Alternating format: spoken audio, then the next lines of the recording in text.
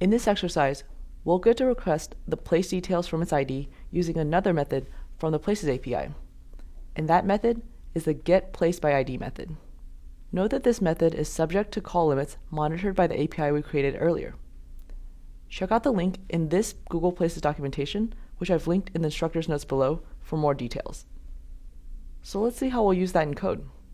So in order to minimize server calls, in our main activity file, we'll need to create a method called refreshPlacesData that gets all places details in a single call.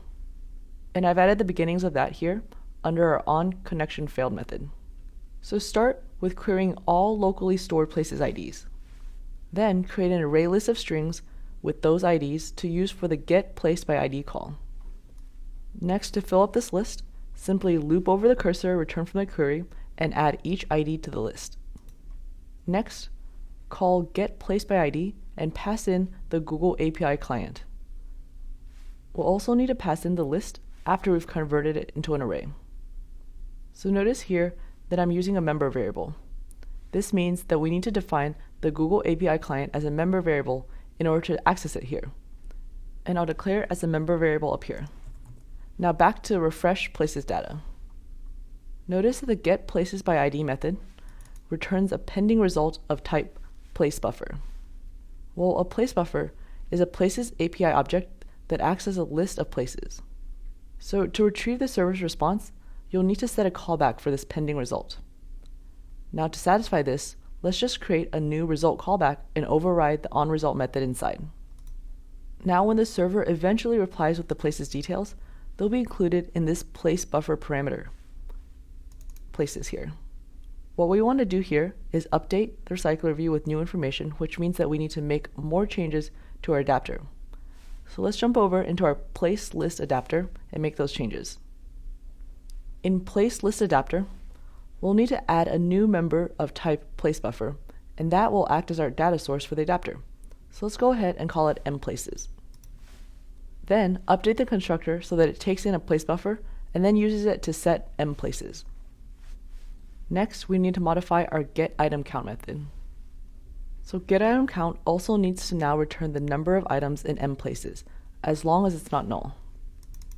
And then we'll implement onBindViewHolder to set the text views to both display the name and address of the place at the specified position in mPlaces. Finally, we need a swapPlaces method that will act like the swap cursor in a cursor adapter.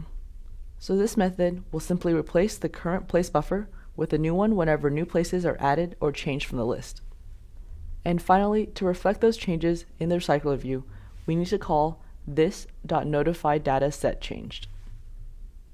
Now back in our pending result callback in main activity, for the getPlacesById call, all we need to do now in the onResult is to pass this updated places buffer to the swapPlaces method that we created.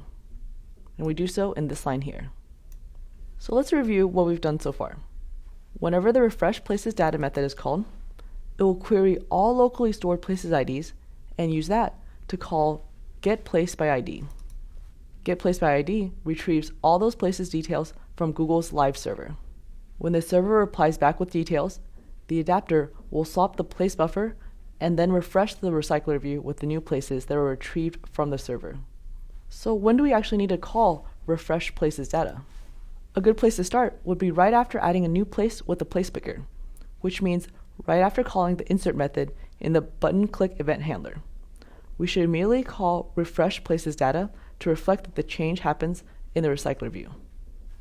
Now another good place to call refreshPlacesData would be right after our Google API client connection has been made. There we handle when the application first starts and connects to the Google Play services successfully. So perfect! Let's give this a test run and see if it all works as expected. Now when the app first launches, any existing place ID in the database will now request the server for more details and display that in the recycler view. Also, if I add a new place with the place picker, it will appear in the recycler view straight afterwards.